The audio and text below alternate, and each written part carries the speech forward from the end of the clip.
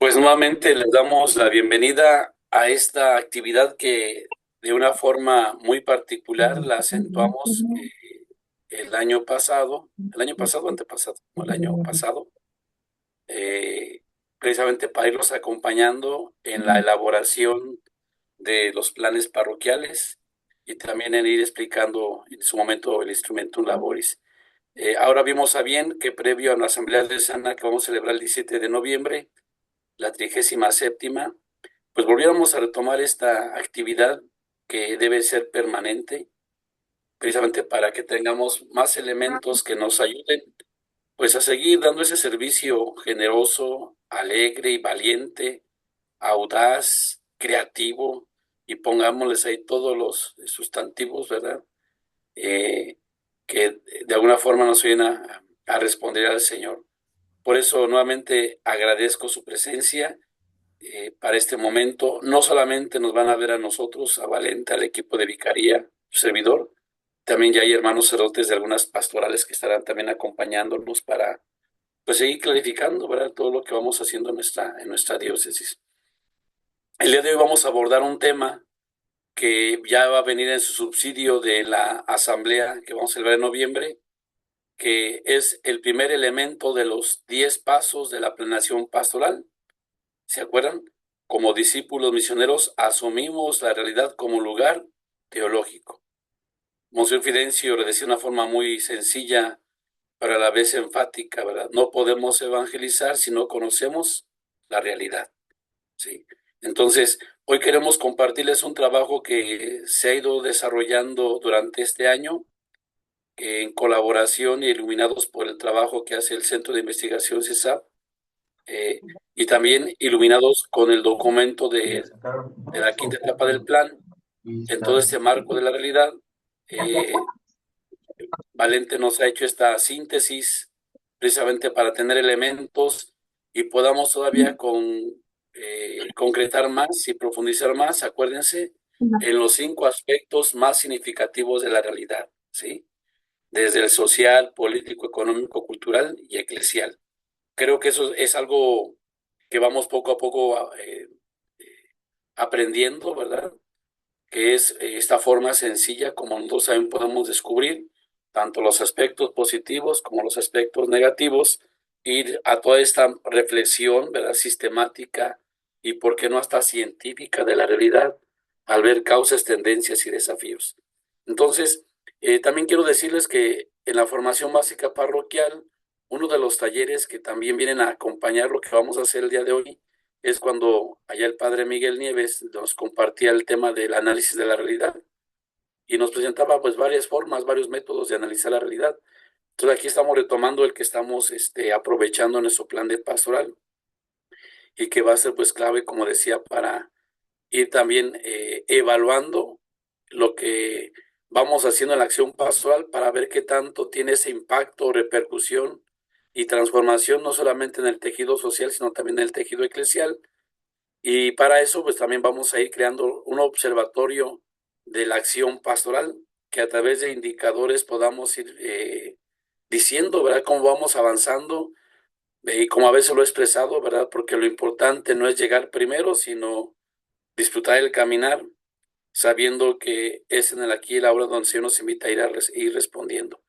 Entonces, este material, ahorita Valente va a completar una presentación, pero este tema son 10 hojas que van a estar presentes en su subsidio y viene como un anexo. Ojalá que ustedes también lo puedan compartir en sus consejos previo a la programación 2026 con las presentaciones que en su momento vamos a explicar allá en la asamblea, pero que es importante, ¿verdad? No podemos dar un paso más tanto en evaluar y programar, sino hacemos este estudio de nuestra realidad que hoy también nos va desafiando. Entonces, con esta breve introducción, vamos a pedirle ahora a Valente. Sé que nos gustaría presentarnos, pero también el tiempo pues, es importante. Por eso decía que hay que pensar después en una actividad donde podamos no solamente el trabajo, sino también la convivencia y crear esos vínculos, esas nuevas redes, ¿verdad? Esta conversión de relaciones, como habla el documento final del sínodo, que también nos va a llevar a descubrir pues nuevas estrategias para una conversión en las estructuras, que también son clave en todo este caminar de nuestra diócesis. Entonces, con esta breve ubicación y con 59 personas conectadas, claro, acuérdense que no refleja las parroquias, porque algunos vienen dos o tres, ¿verdad? Pero queremos que esta presencia sea por las parroquias. Ojalá que también después de ese momento busquemos la forma para ir concertando. Les digo, la última reunión que tuvimos fueron 91 parroquias de 134. Fueron más gente, ciertamente, pero eran 91 parroquias presentes en los encuentros que hemos tenido. Pues vamos a dar pauta y Valente, adelante, y gracias de antemano por este trabajo, ese esfuerzo que también desde la vicaría.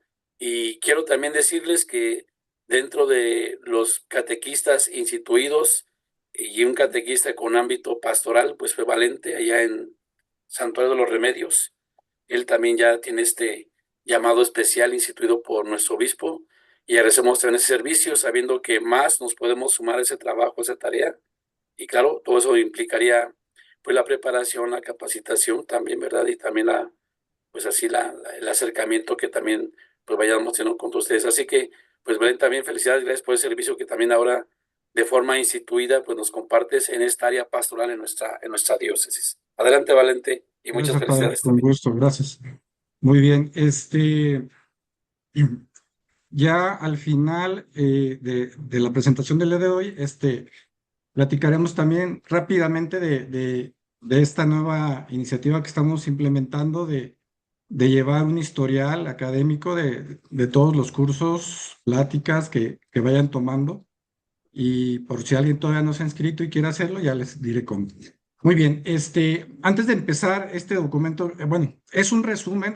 Ahorita la idea no es cubrir el documento exhaustivamente, como bien lo dijo el padre, va a venir en el subsidio de la asamblea, pero simplemente voy a platicar de qué se trata, voy a lanzar algunas problemáticas y ojalá pues con eso se les antoje leerlo, analizarlo en consejo, porque esto nos da luz para nuestros proyectos.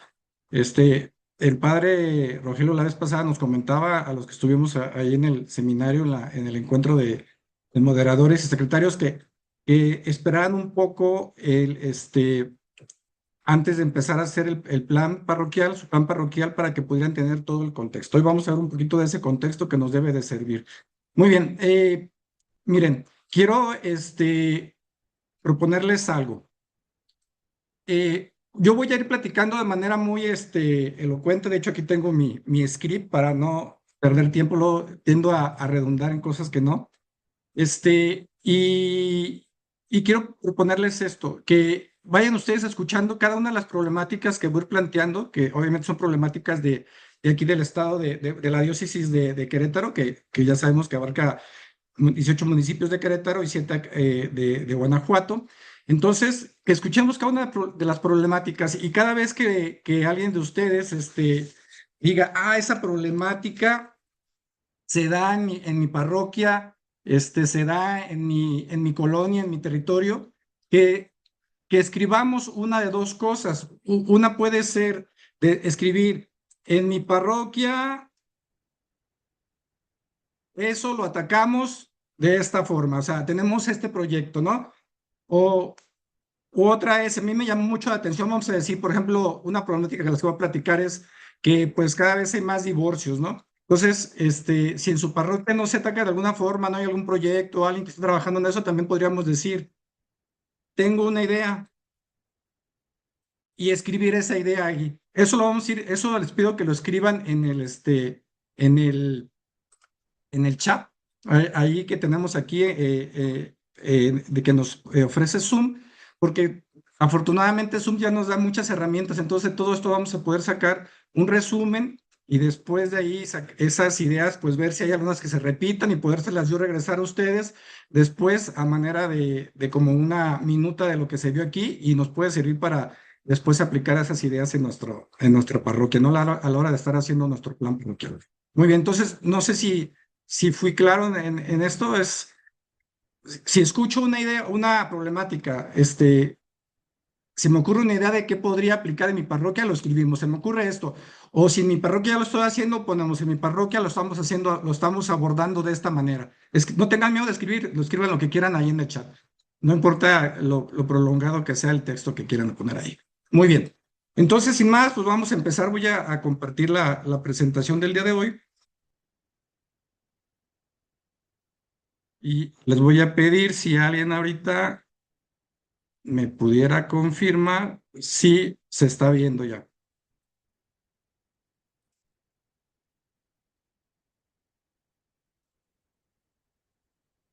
¿Sí se ve? Sí, Perfecto, gracias. Muy sí. bien, entonces vamos a empezar. Como bien lo decía el padre, pues bueno, la idea del día de hoy es o sea, ¿qué es lo que quiero compartir con ustedes? O sea, no son simples datos, porque vamos a ver muchos datos, vamos a ver números, porcentajes. Ahorita ustedes a lo mejor no se pierdan en el querer apuntar esos porcentajes, porque van a venir a detalle en el documento que se va a compartir después, sino más que eso es que podamos juntos hacer una lectura creyente de la realidad, ¿no? De nuestra historia presente en esta diócesis. Y esto nos debe dar esa mirada pastoral para poder, pues, discernir y encontrar los signos de los tiempos en nuestras parroquias, ¿no? Porque al final de cuentas, en un plan parroquial lo que se debe de buscar resolver son esos signos de los tiempos, esas problemáticas que están reflejándose en mi territorio en un momento. Muy bien, este documento surge de una investigación documental. Usé diferentes documentos, entre ellos el plan parroquial de pastoral, donde ustedes ya alguna vez cooperaron en revisar todos estos aspectos, el social, el económico, el político, el eclesial, el cultural. Una parte sale de allí, otra parte sale del proyecto global de pastoral. Como bien lo dijo el padre, también tomo algunos documentos del CISAP, y tomo una de las cartas de nuestro obispo, don Fidencio. También tomo su documento de luces, que surge de todas las visitas pastorales que hizo. Entonces, todo esto junto, más algunos temas que hay a bordo desde algunos filósofos, pues van y forman este documento que comenta el padre, ¿no? Que se llama tal cual así, Análisis de la Realidad de Querétaro. Se hizo en junio de este año. Muy bien, con esto en mente, pues solo les pido que tengamos en mente cuál es el propósito de la plática de hoy, ¿no? Es que podamos discernir cómo Dios sigue actuando en nuestra realidad, ¿sí? Y cómo nosotros, como iglesia, como agentes de pastoral, pues podemos responder a esas problemáticas con esperanza, con creatividad y con compromiso. Muy bien. Eh, Entendiendo qué es la realidad de Querétaro, ¿no? Querétaro es un estado en constante evolución donde el crecimiento demográfico y el dinamismo económico se enfrentan a desafíos sociales y culturales. Este análisis busca desglosar los diversos aspectos que conforman la vida de la diócesis de Querétaro, abarcando las interacciones complejas entre factores eclesiales, políticos, económicos, culturales, etcétera. Entonces, entran todos estos factores aquí. Aquí nada más quisiera mostrarles pues lo que decía ahorita el padre, ¿no? Que ya me ayudó, ya no voy a ahondar en esto.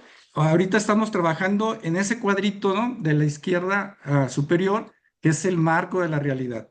Sí, cuando hagamos nuestro plan parroquial tenemos que seguir esta metodología. ¿Ok? Entonces, estamos trabajando en esa parte. Muy bien. Como contexto general, es importante pues ver algunos números demográficos, ¿no?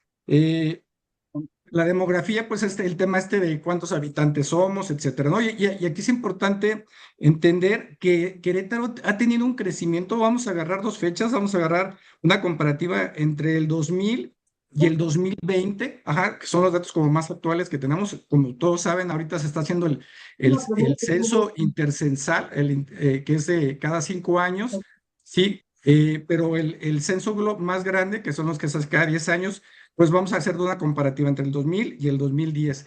Y si ven, fíjense, en el 2000 ocupábamos el lugar número 24, ¿no? A nivel México, ¿sí? En cuanto a población, y ahora ocupamos el número 21. Alguno podría decir, no, pues 3 números, o sea, es poco, pero créanme que es muchísimo. Ahorita vamos a ver, en el 2000 éramos 1.4 millones de habitantes en el estado de Querétaro, ¿no? Sí, y había 295,000 casas. Eso quiere decir que había 4.7 habitantes por casa. Fíjense, ese dato es importante. Ahora en el 2010, un intermedio creció a 1.8 millones de habitantes, con 449,000. Fíjense cómo las casas prácticamente se duplican. Bueno, no tanto, pero sí es un buen crecimiento. Y eso lo vemos, ¿no? Todos los días, por todos lados de Querétaro, vemos construcciones de nuevos residenciales, fraccionamientos, desarrollos urbanos, etcétera, ¿no? Este, en el municipio de Querétaro, de Corregidora, en muchos. Entonces, está creciendo, pero impresionantemente.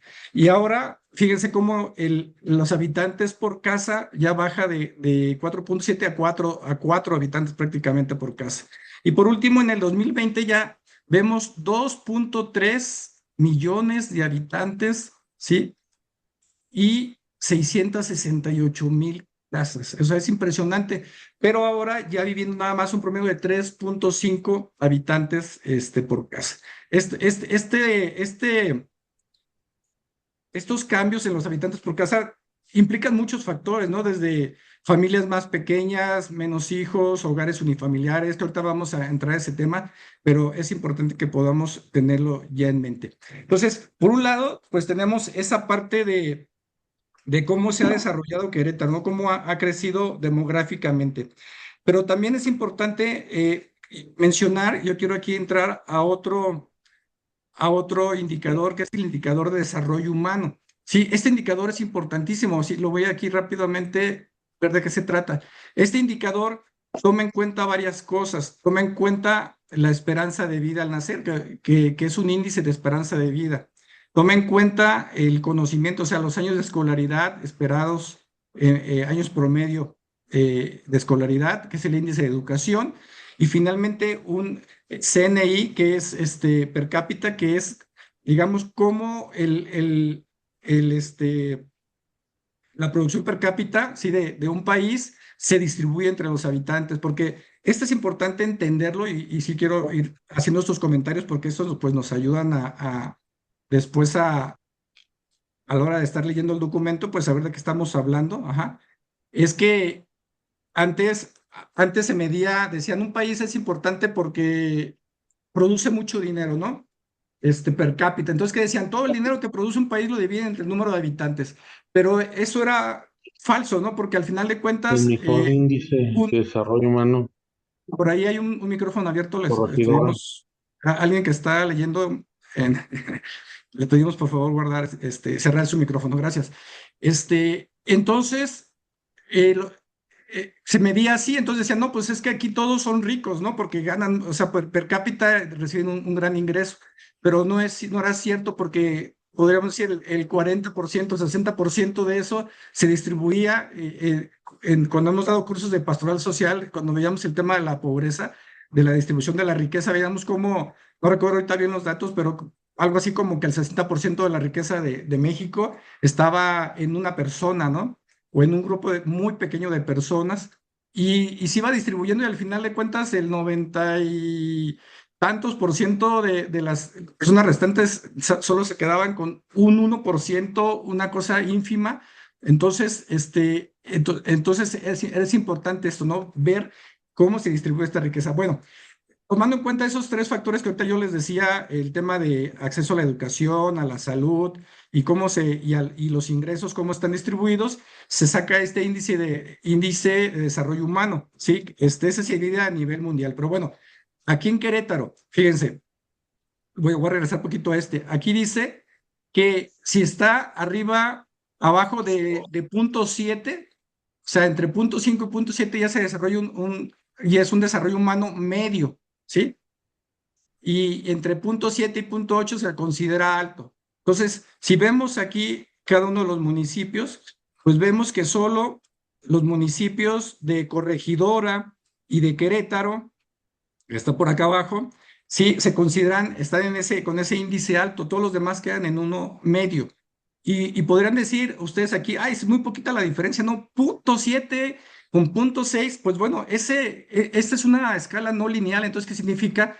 Que un cambio muy pequeño representa mucho, repercute mucho en la realidad. Entonces, un cambio tan pequeño puede representar tanto así como decir, en este lugar hay 3 escuelas menos, 3 centros de salud menos, tantos miles de pesos menos por persona ganados. O sea, ya al traducirlo a, a, este, a la realidad, se ve que sí un punto porcentual es afecta un buen, ¿no? Entonces sí es importante considerarlo. Bueno, entonces, pues la pastoral lo que quiere, si quiere ser significativa, ¿no? Necesitamos caminar al ritmo de estos cambios y ofrecer respuestas que integren, que se integren con la fe, la fe en la vida cotidiana, pues al final de cuentas. Muy bien. Entonces, tenemos entonces ya dos factores. Tenemos un crecimiento muy fuerte de Querétaro en cuanto a economía, en cuanto a población, pero vemos en los índices de desarrollo humano que hay mucha desigualdad, que hay inequidad entre municipios, ¿no? Entonces todo se está concentrando en dos municipios básicamente, sí, por eso tanta migración interna en el estado, ¿no? ¿Cuánta gente se viene de este, de lo rural o, bueno, de otros municipios, porque lo rural realmente ya es muy pequeño, eso lo platicaremos ya en otra ocasión, hacia la zona metropolitana que está creciendo muchísimo. Entonces, podemos decir que el 80% de la población de todo el estado de Querétaro está concentrado en tres municipios, ¿no? En El Marqués, en Corregidora y en Querétaro. Entonces, eso en sí también ya es otro fenómeno, el fenómeno urbano, que tocaremos un poquito más adelante. Bueno, ya con esto, con este contexto, ahora sí vamos a empezar a ver los cinco aspectos y vamos a empezar por el social. Entonces, aquí es donde les pido que ya empiecen también a ver ustedes qué problemáticas detectan en sus parroquias, en sus zonas donde viven y que empiecen a poner ahí, nosotros en mi parroquia esto lo trabajamos así o se me ocurre que podemos trabajarlo de esta forma. Muy bien. Entonces, uno de los indicadores más relevadores de la realidad social es la transformación de la familia. Sí, entonces, vamos a entrar mucho en este tema ahorita de la familia. En el año 2000, el 66% de los hogares queretanos estaban encabezados por matrimonios. Ajá. ¿Qué significa esto? Perdón, y ahora de ese 66 pasamos a un 48%, ¿no? Entonces, ¿qué pasa? Están disminuyendo los hogares de personas casadas, ¿no? Entonces, y paralelamente a esto, aumentaron las uniones libres, ¿sí? No me pasó eso. Aumentaron las uniones libres y los hogares unifamiliares, que son hogares con una sola persona viviendo ahí. ¿Por qué? Hay muchísimos factores para eso. No pueden ser esta creciente ideología de esta fragmentación o el hecho del individualismo, ¿no? Queremos vivir solos, ¿no? ¿Para qué quiero en mi casa otra persona con la que pueda estar discutiendo si yo puedo ser feliz aquí, viviendo solo o con mi mascota, ¿no? Incluso, pero también puede ser otra cosa, pueden ser ancianos, abandonados, gente mayor, enferma, sí, que no tiene quien la cuide, entonces eso nos lleva como desafío a las parroquias ver cómo tratar esos hogares unifamiliares, sobre todo si hay, bueno, desde las diferentes perspectivas, ¿no? ¿Quién vive ahí? Un joven solitario, que se la vive en los videojuegos o vive un adulto mayor enfermo, etcétera. Entonces, eso ya nos va dando luces de la realidad que encontramos en Querétaro, ¿no? También vemos un aumento de divorcios. El aumento de divorcios ha alcanzado a una tasa de 34% de cada 100 matrimonios, ¿sí? En el 2022. Entonces, es un indicativo de las crecientes tensiones en las relaciones familiares, superando la media nacional. Fíjense, eso es importante. Estamos arriba de la media nacional de divorcios aquí en la diócesis de Querétaro. Bueno, en Querétaro específicamente. Tengo que aclarar que esta información ahorita está muy concentrada en lo que es Querétaro, ¿sí? Mucha de ella, ¿no? Porque mucha sí cubre la diócesis porque las menciona nuestro señor obispo desde las visitas pastorales, ¿no? Entonces, hay unos que sí son muy aterrizados, que salen de datos del INEGI y otros datos que sí salen desde la visita pastoral. Muy bien. Entonces, el aumento de divorcios, ¿no? Y la consecuencia es que las nuevas generaciones crecen en contextos más frágiles, con menos redes de apoyo y más exposición a la violencia. Había por ahí un dato que no lo puse yo aquí, pero la estadística salió que los hogares donde la pareja está casada por la iglesia, ¿sí? hay una mayor probabilidad de éxito en diferentes factores, tanto en económico, más estabilidad, etcétera. Entonces, luego nos quieren decir, pues, que el matrimonio es un papel, que nomás nos... No, no, o sea, si quisiéramos, podríamos manejar datos duros y comprobar, decirles cómo sí el matrimonio por la iglesia trae beneficios a ese hogar. Muy bien. ¿Qué más? El descenso en el matrimonio juvenil. La tasa de matrimonios entre jóvenes de 18 a 29 años ha sufrido una disminución drástica, cayendo del 35% en el 2000 al 11%, ¿sí? Entonces, cada vez se casan menos jóvenes, lo que sugiere un cambio en las prioridades y valores de las nuevas generaciones respecto al compromiso con el matrimonio. Entonces, pues no podemos mirar esto como un dato solamente sociológico, ¿no? Realmente estamos viendo heridas, ¿no? Heridas en el tejido social, porque al final de cuentas el tejido social, ¿qué es? Son todas esas relaciones entre personas, instituciones, familias y los matrimonios, fortalecen el tejido social. Y un matrimonio que no se casa o un matrimonio que no se logra, es una herida en ese tejido social. Muy bien. Espero que por ahí yo no puedo ver ahorita los apuntes. Ojalá ya estén apareciendo allí ideas o cómo se están tratando desde su parroquia esos temas. Otro tema importante en la familia, el incremento en la violencia familiar. Sí, la familia es el primer espacio de fe, amor y comunidad y está siendo golpeada por la desconfianza y el aislamiento. La violencia familiar ha crecido más del 60% en menos de 10 años. Se registran más de 20,000 delitos en Querétaro relacionados con violencia doméstica, la mayoría sufrido por mujeres y niños. Entonces, todo está relacionado. O sea, si al final hiciéramos nosotros un análisis de todos los factores que estamos viendo ahorita, veríamos cómo está relacionado. Vamos a ver ahorita el aspecto económico y cómo, pues, jornadas laborales más largas hacen que el esposo o la esposa lleguen más estresados a su casa y eso puede generar violencia, ¿no? Entonces, esos temas tenemos que tenerlos en cuenta porque son cosas que están pasando en nuestra realidad aquí en el estado de Querétaro. No estoy inventando esto de otro estado, ¿eh? Muy bien. ¿Qué más? Pobreza y vulnerabilidad. Sí, la pobreza no solo limita el cuerpo, también empobrece el alma. La frustración, la ansiedad y la desesperanza se han vuelto comunes. Los casos de depresión, suicidio aumentan, sobre todo entre los jóvenes. Hay un filósofo que yo también usé, que a mí me gusta mucho, que se llama Byung-Chul Han, que de hecho acaba de recibir el premio de Asturias, si no me equivoco, por todo lo que ha escrito. Bueno, él tiene un libro que se llama La Sociedad del Cansancio, ¿no?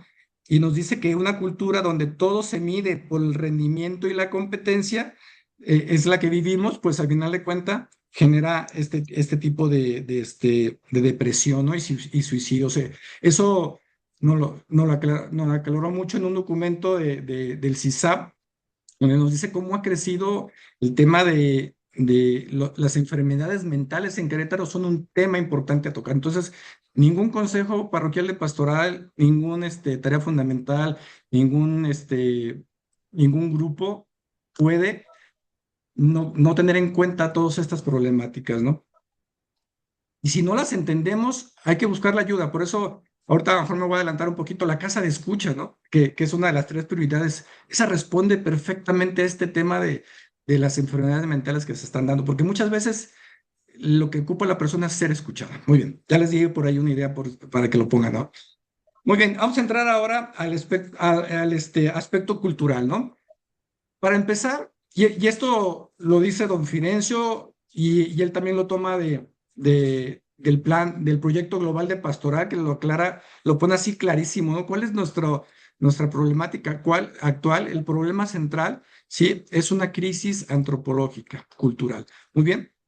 Entonces, ¿de qué estamos hablando aquí? Vivimos una crisis cultural profunda, ¿no? No solo porque cambian las costumbres, sino porque se ha debilitado la imagen misma del ser humano. Entonces, se ha sacado al ser humano de su lugar, ¿no? El Papa Francisco llama esto la cultura del descarte. Creo que todos hemos escuchado ya ese concepto, ¿no? Y donde lo que no se produce, lo que no produce se desecha, ¿no? Y volvemos a esto un poquito a lo que le decía ahorita de Byung-Chul Han, ¿no? De esta cultura de que lo que no produce, lo que no da rendimientos, no sirve. Y desgraciadamente Querétaro tiene muy exacerbado eso porque es un estado altamente industrializado. Entonces, si tú no produces, si no eres económicamente activo, eres perfectamente desechable. Y eso es un tema también que, no, que debemos de tratar. Muy bien.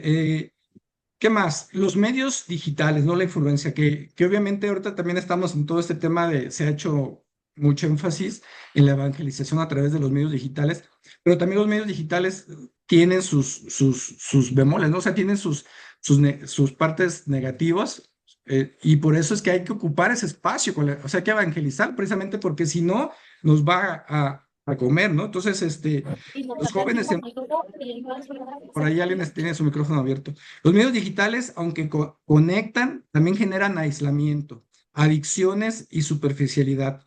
Byung-Chul Han dice que la sociedad de la transparencia, que es otro de sus libros, se llama La sociedad de la transparencia, que estos medios destruyen la alteridad, lo diferente ya no se tolera. Entonces, ¿por qué? Fíjense, y aquí el ejemplo es bien claro. No sé ustedes quién use el Facebook, dicen nuestros hijos, ¿no? El Facebook, sí, pero el Facebook y todo, y en general todas las redes sociales actuales tienen una característica. Si tú me caes gordo, no te quiero y no quiero escucharte, te cancelo, o sea, ya no eres mi amigo, te borro y ya no voy a recibir ninguna información tuya ni tú mía. ¿Sí? Entonces, ¿qué estamos haciendo? Un mundo a nuestra medida, un mundo perfecto, ¿sí? Entre comillas, porque todos piensan igual que yo y estamos olvidando al otro, al que piensa diferente de mí, ¿sí? Que es otro ser humano que deberíamos de tomar en cuenta y lo estamos aislando. Y esto llega a extremos. Yo que ustedes han escuchado ya esto, hay jóvenes que se han suicidado porque no le dieron un like, porque alguien lo sacó de su grupo y se le acabó el mundo, ¿sí? Cuando lo único que tenía que hacer era salir de su cuarto y encontrar el mundo real allá afuera. Entonces, este tema es importantísimo el de los medios digitales. Por eso es que hay que evangelizar en ellos, ¿sí? Los jóvenes en particular, pues viven entre dos mundos, el real y el virtual. Y muchas veces encuentran más aprobación en una red social que en su propia familia o parroquia, ¿no? No sé, fíjense ustedes, hagan un experimento. Si ustedes, todos sus amigos son puros amigos de otras parroquias, de su parroquia, todos católicos, pues, se puede caer en esa trampa de pensar, oye, pues el mundo está muy bien, o sea, todos somos católicos, creo que vamos ganando, ¿no? Pero basta con abrir a otras personas que piensan diferente que nosotros y nos empezamos a enojar, ¿no? ¿Cómo puede ser posible que digan esto, ¿no? Esto no está bien. Entonces, pero esa es la realidad y al final nos podemos dar cuenta, podría ser muy decepcionante, que realmente los que somos más poquitos somos nosotros, ¿no? Y los otros son muchos, ¿no? Los que no son católicos, por ejemplo. Es un ejemplo, ¿eh? Muy bien. Y por último, en este tema estamos en el ámbito cultural. Sí, también hay esperanza, ¿no? No todo está mal. Sí, en Querétaro, por ejemplo, las fiestas patronales, la piedad popular, las mayordomías y las procesiones siguen siendo lugares de identidad y resistencia cultural. A mí me encanta esta parte de la resistencia cultural porque, a diferencia de la cristiandad de hace ya varios siglos, atrás, donde antes del siglo XIX, no del siglo XVIII y para atrás, pues todos éramos cristianos ya desde el momento que nacíamos prácticamente, ¿no? Y ahora no. Entonces, eso que nos lleva a que se ha perdido esa identidad, ¿no? Entonces, antes no había que ofrecer resistencia, más bien la resistencia la ofrecían los que no eran católicos, sí, pero ahora nosotros estamos llegando a un punto, sobre todo en el fenómeno urbano, en las ciudades, en que hay muchas otras propuestas, ¿no? De fe. Creo que un tema que todos hemos escuchado es que no es que la gente esté dejando de creer, sino que está creyendo en otras cosas, ¿sí? Porque muchas veces se creyó que el problema era que estábamos creyendo en un ateísmo, ¿no? Y la gente ya no creía nada. Y obviamente nosotros pensamos en Dios, ¿no? En nuestra religión. Pero la verdad es que se está dando cuenta con todo esto del New Age y todo, es que la gente sí cree, o sea, la gente es tremendamente creyente pero el problema es que ya hay muchas opciones. O sea, vamos a hablar así como un supermercado. El supermercado ha puesto más opciones en la estantería, aparte de la fe católica, ¿sí? Y pues a veces esas opciones les atraen más, ¿no? Entonces, por eso es que nosotros tenemos que tener esa creatividad pastoral. Muy bien. Pasamos al siguiente ámbito, que es el ámbito económico. Aquí, pues hay algo muy interesante porque creo que, como les decía al principio, Querétaro es un estado que económicamente está creciendo impresionante. Yo todos los días escucho a nuestro gobernador o en otros lugares de que están llegando nuevas inversiones a Querétaro, sí, que van a invertir más, que me llegan otras empresas y todos pensamos, bueno, eso implica mejoría para todos, pero vamos a ver que no es tan así tampoco, ¿no? Entonces, la economía queretana es ejemplo de crecimiento y diversificación. Industrias de alto nivel, como la aeroespacial, automotriz y las tecnológicas, atraen inversión y talento. Pero al mismo tiempo hay una paradoja. Crece la riqueza, pero no la equidad. Sí, aquí tenemos esa imagen de la derecha, que aunque aquí está un poco, pareciera exagerada, pero eso es real. O sea, fraccionamientos muy bonitos pues de casas grandes, donde obviamente la gente ahí es rica. Sí, levantan bardas más altas para no ver la realidad que está al otro lado, que son pues, pobreza, ¿no? Hambre, etcétera, ¿no? Muchos empleos son precarios, con bajos salarios y sin seguridad social. Fíjense, hay un tema, por ejemplo, yo ahí donde trabajo ahorita, reciente, bueno, hace un par de años, no, hace año y medio, lo compró otra empresa, ¿no? Entonces ya cuando firmamos todas las políticas que la otra empresa nos traía, decía, estamos en contra de la esclavitud moderna. Y yo decía, ¿qué es eso de esclavitud moderna? No, yo primera vez que escuchaba ese término. Entonces, esclavitud moderna es temas como exigirle a un trabajador que se quede más horas a laborar y sin pagarles un sueldo adecuado, ¿no? Horas extras, de acuerdo a la ley, etcétera.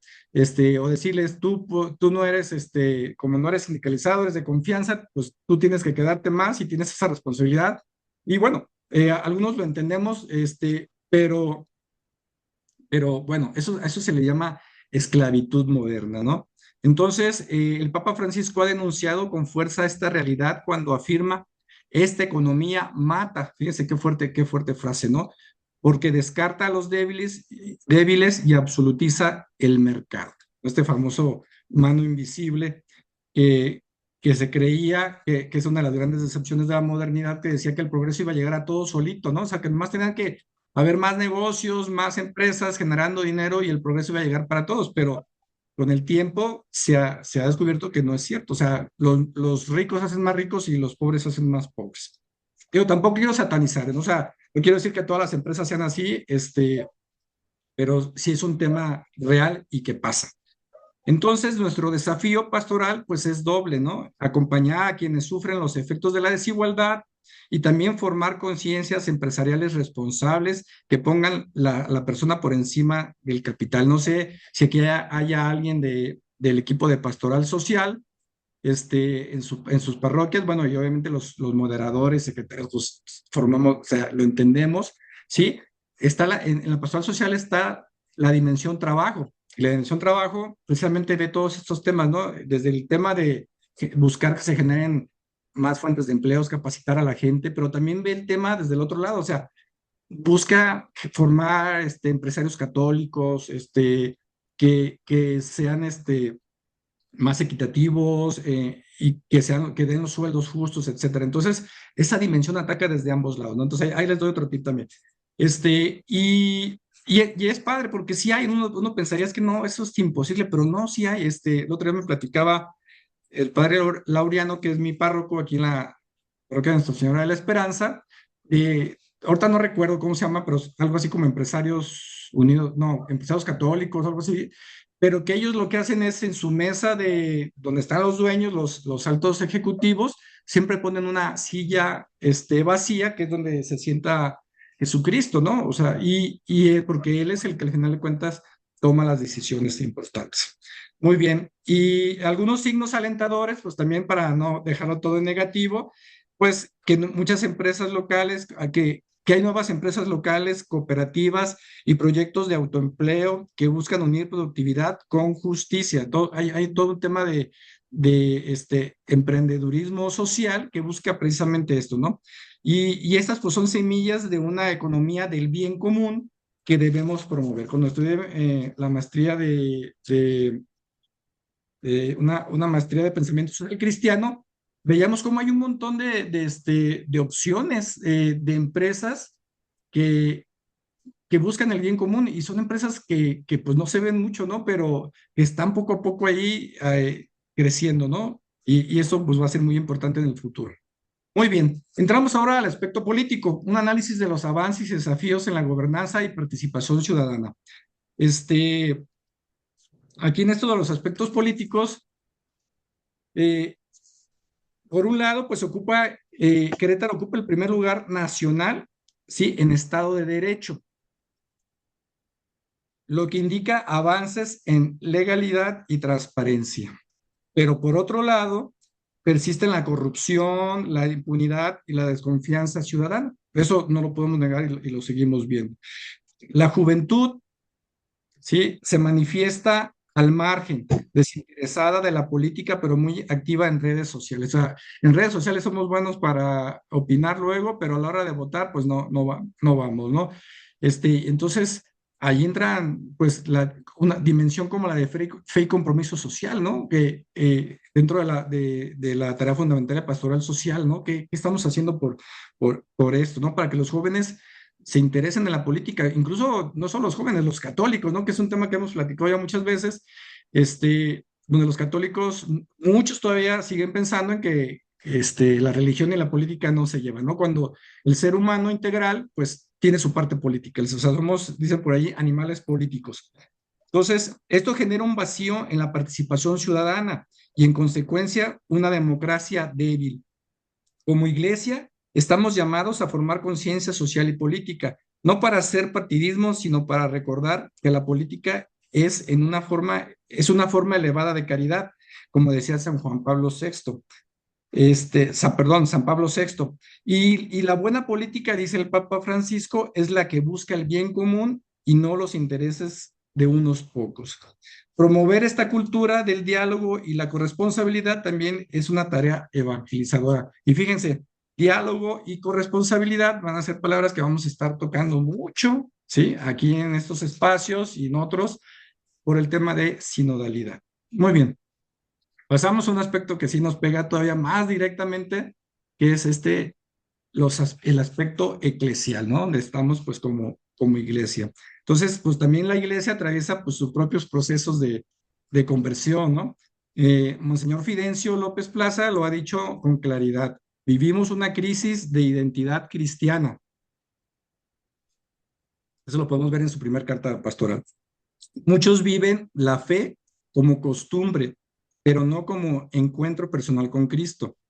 La secularización, el individualismo, el clericalismo son obstáculos que impiden vivir la sinodalidad. Sí, fíjense, sinodalidad.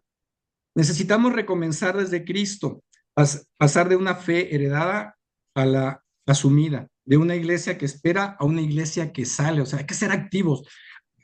Yo siempre les recuerdo cuando voy a las parroquias, que les digo, ¿son agentes de pastoral? Sí, me levantan la mano. ¿Y saben de dónde viene la palabra agente? De la palabra agencia. Y agencia es esa capacidad del ser humano de crear, de transformar, de cambiar su entorno. Entonces, si eres agente de pastoral, tienes que ser activo, ¿sí? En tu comunidad. El Papa Francisco nos llama a no ser autorreferenciales, ¿no? Él decía a no estarnos sentados ahí mirándonos el ombligo. Evangelizar significa salir al encuentro de las periferias existenciales, los pobres, los jóvenes, los indiferentes, los cansados. Hay una frase que la saco de una homilía que dio Don Fidencio en el seminario al que yo tuve oportunidad de estar esa vez ahí, que me encantó. Solo voy a decir una parte porque yo tengo toda la humildad, pero es preciosa, pero dice, los que aman tienden hacia las periferias existenciales. El amor se orienta siempre hacia el otro. los que aman no pueden vivir encerrados. Entonces, híjole, para mí eso es fuertísimo, ¿no? Es lo que tanto nos invita el Papa a salir de la autorreferencialidad, ¿ok? Entonces, la pastoral, si quiere ser eficaz, debe tocar la vida real, no solo administrar sacramentos. En este contexto, la diócesis de Querétaro ha iniciado un camino esperanzador. Pues, y aquí meto todo el tema de las visitas pastorales que hizo eh, don Fidencio y en muchas de ellas, no sé si en la mayoría, creo, Padre Rogelio estuvo ahí también presente, ¿no? Y otros sacerdotes que lo acompañaban, ¿no? Entonces, estas visitas han permitido escuchar pues a las comunidades, a reorganizar decanatos y detectar necesidades reales, porque pues él lo escuchaba de viva voz, ¿no? De esas experiencias surgen tres prioridades, fíjense, y aquí ya nos va a sonar también: la escucha, la comunión y la formación, que obviamente pues sabemos que son las tres prioridades diocesanas en las que estamos hoy en día, ¿no? La casa de escucha, que acoge a quienes sufren, la casa de comunión, que forma pequeñas comunidades, y la casa de formación para capacitar discípulos misioneros. Este ejercicio que estamos haciendo nosotros hoy, que vamos a hacer los cuartos viernes de cada mes o quintos, depende del mes, son eso, o sea, formamos parte de esa casa de formación. Y entonces todos estos son signos concretos de una iglesia que quiere ser sinodal, ministerial y misionera. Pero hay un desafío profundo: la pastoral urbana. Y obviamente a mí, yo cuando leo esto de don Fidencio que dice la iglesia está en la ciudad, pero no se ha hecho urbana, ¿sí? A mí me toca, porque obviamente ustedes saben, o muchos de ustedes, que mi segunda maestría es precisamente en pastoral urbana. Yo ya estaré pidiéndole aquí permiso al padre Rogelio para tocar pastoral urbana en estos espacios, ¿no? Los tocaremos en su momento. Como dijo, no vamos a estar siempre el padre Rogelio y un servidor, vamos a invitar a sacerdotes, también a laicos, o sea,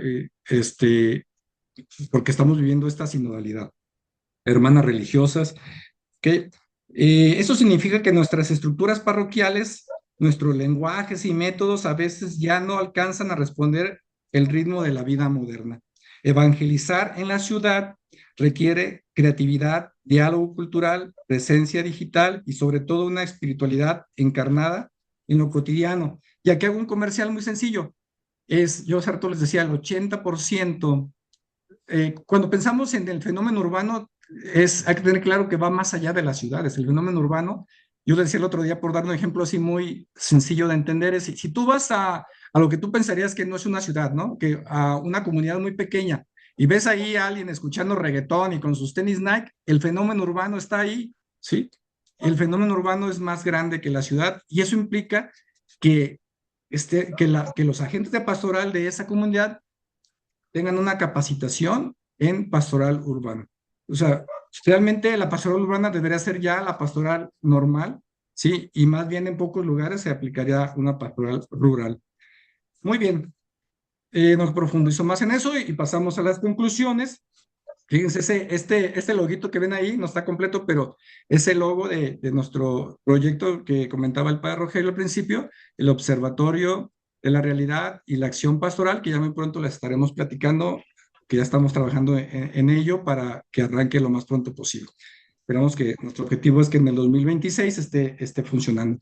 Muy bien, entonces en esas conclusiones, pues Querétaro es un espejo de México, ¿no? Un estado donde conviven progreso y pobreza, esperanza y dolor. La lectura de esta realidad nos lleva a reconocer que no hay evangelización sin transformación social. La familia sigue siendo un pilar, las mujeres y los jóvenes protagonistas silenciosos del cambio. Fíjense, aquí estamos hablando de tres interlocutores que creo que los que recorren todos sus objetivos diocesanos anteriores, pues siempre hemos tocado el tema de la familia, ¿sí? Siempre se ha visto el tema de las mujeres, y ahorita en el tema de la sinodalidad están las mujeres como un tópico presente, muy controversial, seguro, sí, se habrán dado cuenta seguramente, pero sigue estando. Y el tema de los jóvenes, obviamente que esta opción preferencial por los jóvenes no se ha desaparecido, ¿no? Y pues aquí agregamos también la opción preferencial por los pobres, ¿no? Que también, pues todo esto viene ya desde mucho tiempo atrás, y y bueno, y el último documento del Papa, habla mucho en esta, vuelve a poner, como a resaltar esta opción preferencial por los pobres. Entonces la iglesia está llamada a ser hospital de campaña, que cura heridas y acompaña procesos. Reconstruir el tejido social no depende solo de políticas públicas, sino de redes humanas de solidaridad, fe y confianza. La pastoral parroquial debe ser el rostro visible de la misericordia en medio de la ciudad herida. Con esa frase la voy a repetir. La pastoral parroquial, porque quiero que nos toque a todos, ¿no? Realmente, debe ser el rostro visible de la misericordia en medio de la ciudad herida. Muy bien. No quiero dejar pasar esta oportunidad para tocar también este tema, aunque este tema lo vamos a tocar en también en la asamblea, pero fíjense, este contexto, eh, este contexto eh, es en el que estamos moviéndonos. Todo esto se tiene que tomar en cuenta a la hora de hacer nuestro plan parroquial. A nivel México, ¿a qué se le está dando mayor realce, no? Hay ejes transversales de la SEM que son 4, ¿no? Entonces, estos 4 nos tienen que servir a la hora de hacer nuestro plan, o sea, como luces, como guías, como faros, ¿no? Obviamente está el tema de la sinodalidad, que pues ahorita lo vamos a estar viendo, vamos a también hablar mucho en estos espacios de sinodalidad, y es un tema que lo personal me apasiona y lo vamos a ver mucho. La sinodalidad al servicio de la evangelización, vamos a enfatizar la escucha de Dios y de los hermanos, la integración de la conversión personal, comunitaria y pastoral, y lo que es la sinodalidad promueve el discernimiento y la corresponsabilidad. En el tema 2, vocaciones, formación y misión de todos los bautizados, ¿no? Vamos a ver temas como que se debe incluir al ministro ordenado, la vida consagrada de los laicos, ¿no? Lo que hemos hablado de sinodalidad ya mucho. Todos somos bautizados, entonces todos somos pueblo de Dios en una horizontalidad, aunque obviamente está la jerarquía, pero hay cambios que los veremos ya en otros momentos, porque eso también puede generar luego mucha confusión. También está el tema de iluminar con el Evangelio el cambio de época, ¿no? Hay que iluminar las transformaciones culturales y sociales que estamos viviendo, ¿no? Tenemos que entender las implicaciones antropológicas actuales, que todo esto que vimos ahorita entra precisamente dentro de esto, ¿no? Integrar el cuidado de la casa común y la ecología, que pues también lo hemos escuchado mucho, sí, pero lo escuchamos, hablamos de ello, pero muchas veces no lo ponemos en práctica, ese es el problema, ¿no? Es una cosa a la que el observatorio de la realidad de la acción pastoral es mucho esa intención de ayudarles a poder bajar todo esto en acciones, ¿no? A que entendamos nuestra realidad, nuestro entorno, y luego poder bajarlo a proyectos y en acciones pastorales. Por último, la construcción del reino en la justicia y la paz. Y ya nomás para cerrar, pues las acentuaciones que la diócesis tendrá para el 2026, que ahorita solo las voy a mencionar, pero las tocaremos a profundidad. Bueno, vendrá más a detalle en el subsidio, pues es implementar el documento final del sínodo e impulsar la conversión en el espíritu, la conversación, perdón, en el espíritu, que ya muchos la hemos vivido, la hemos practicado. Proclamar y celebrar y vivir el acontecimiento guadalupano y de la redención. Impulsar, fortalecer y consolidar las prioridades diocesanas y equipos de tareas fundamentales y comisiones de pastoral. Realizar el evento clave para el año 2026. Construimos una iglesia, casita sagrada, compasiva y testigo de la redención, y avanzar y fortalecer la cultura de paz como estilo de vida, oración, catequesis y eventos por la paz, foro, alianza y caminata. Muy bien. Ya, eso es, pues, es una síntesis del documento que ustedes podrán tener ya de manera completa. Me da gusto que aquí ya veo algunos comentarios en el chat. Y solo quiero cerrar con esto. Fíjense, la realidad no solo es esto, también la evaluación que hagamos de nuestro plan parroquial del año pasado, o sea, ahorita ustedes van a trabajar en la evaluación de lo que se hizo este año, forma parte de esa realidad, porque si yo veo que hay cosas que no se hicieron, esa es una realidad, ¿no? O cosas que funcionaron bien, es una realidad y también tienen que tomarse en cuenta junto con todos estos factores que estamos ahorita viendo. Todas estas luces que nos van a dar en el subsidio desde la vicaría y todo lo que nos da la SEM, ¿no? A nivel nacional, también deben de ser parte de este contexto que debemos tomar en cuenta para ver por dónde hay que caminar. Yo ahorita yo no tuve tiempo, pero me dediqué a hacer una especie como de cruzar estos ejes transversales de la SEM y estas acentuaciones de la diócesis, ¿sí? Con cómo son una respuesta a alguna o a muchas de estas problemáticas que vimos hoy que les presenté. Muy bien, pues con esto cerramos este momento, ¿sí?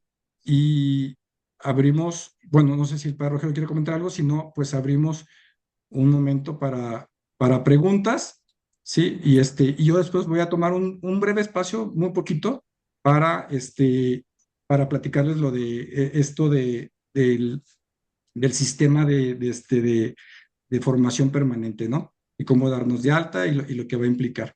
Eh, Otro comentario, lo que estamos buscando es que estos momentos sean más dinámicos, no van a ser momentos eternos, tienen que ser más como prácticos y aterrizables a nuestras parroquias, a nuestros grupos, equipos, etcétera. Tocaremos temas seguramente teóricos, conceptuales, pero siempre buscando que se puedan ser aterrizados en lo pastoral, ¿no? Entonces, padre, ¿abrió el micrófono? Nada más es decirles, ¿verdad? Un compromiso que hacíamos era tener el documento del plan. Lo que estamos haciendo es ver la utilidad y lo práctico de cómo el plan nos ilumina. Por ejemplo, si hablamos del primer paso del Plan Nación, es el marco de la realidad que abarca la historia de nuestra parroquia, que es el lugar concreto donde vamos viendo esos aspectos, cómo se van desarrollando. El caminar pastoral, lo que vamos haciendo desde el Evangelio para hacer esa transformación en los aspectos más significativos. Y luego una riqueza que tiene nuestro plan es que integramos también toda esta parte de fundamentación del magisterio de Don Fidencio en sus cartas pastorales con respecto a la realidad. Por ejemplo, nos presenta los gritos más significativos en el contexto de pandemia y surgen los grandes imperativos, o también en su visita pastoral habla de 5 características muy importantes, retomando también la Gaudium et Spes del Vaticano II, ¿verdad? Los gozos, las esperanzas, ¿sí? Entonces, y después pasamos a esta parte importante que son los 5 aspectos. Y ahorita que Valente estaba haciendo los comentarios, me fui directamente al plan diocesano y ciertamente no olvidemos que esta síntesis que tenemos ahora en el plan es un trabajo también que se hizo de las aportaciones de más de 60 parroquias, donde ya no solamente es un compendio de información, sino un trabajo de discernimiento y que seguimos en ese proceso de evaluarlo, ¿verdad? Por eso lo que decía Valente es muy importante que ahorita al hacer la evaluación de nuestras programaciones de este año, pues veamos qué tanto incidimos en esa realidad, ¿verdad? Por ejemplo, me decía por ahí Esmeralda, dimos 5 retiros de evangelión en la parroquia Carismáticos, y a lo mejor una cosa es volvamos a los mismos, a lo mejor aumentó el número de gentes a los cuales llegamos, se vio reflejado en que estamos atendiendo a lo mejor ahora 40 familias, de esos retiros surgieron 10 comunidades de jóvenes, y estamos en un proceso también de rehabilitación en ese aspecto, por ejemplo, social en cuanto a las drogas, por ejemplo.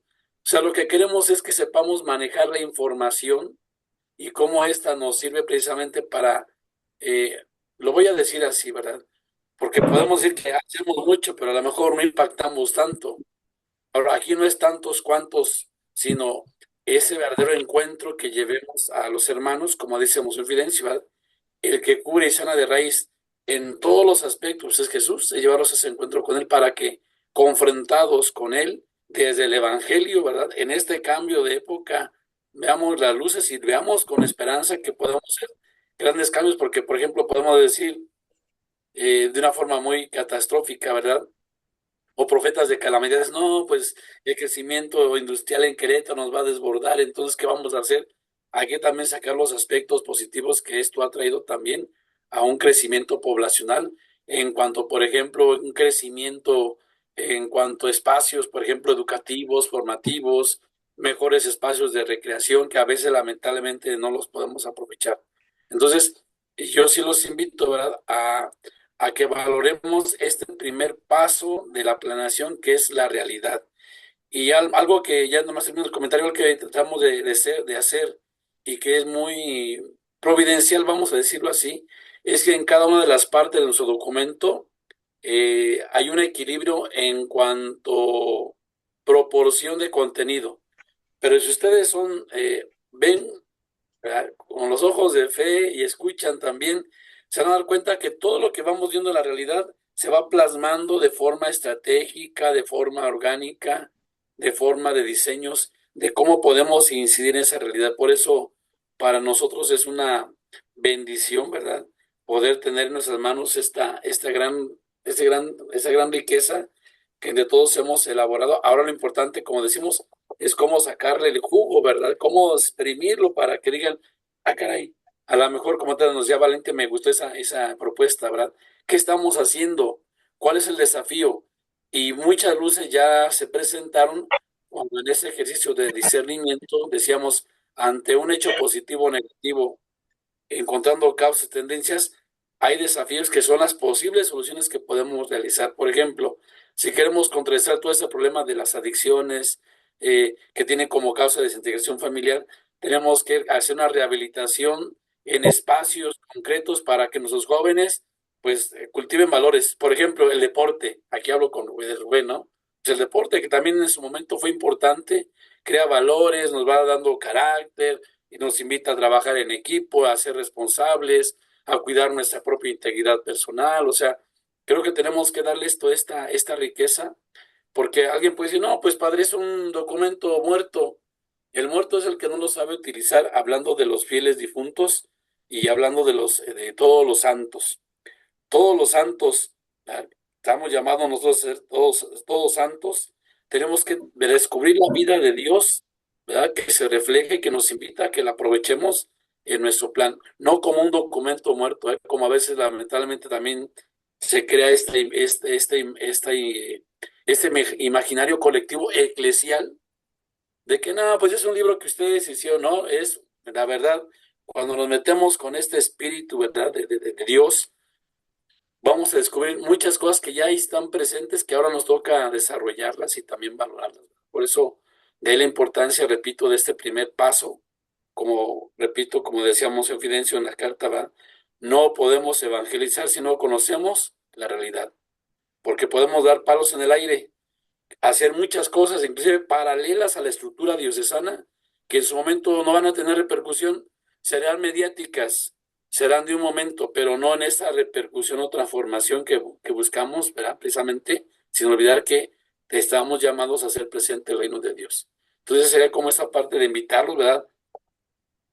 Vamos a sumergirnos en este documento y, como les he dicho, ¿verdad?, no solamente leerlo, releerlo, meditarlo y memorizarlo y grabarlo, sino qué me dice Dios a mí, qué nos dicen nuestras comunidades, nuestras parroquias, y verán cómo el Señor nos va iluminando, ¿verdad? Por eso de la importancia nuevamente de pedirle al Señor que nos ilumine para que podamos detectar todos esos retos que también se convierten en experiencias que nos lanzan hacia adelante, ¿verdad?, que nos impulsan a no perder ese ánimo, ese entusiasmo, sin importar el tiempo que llevemos trabajando, siempre renovados, ¿verdad? Creo que es la parte importante que tenemos que aprender.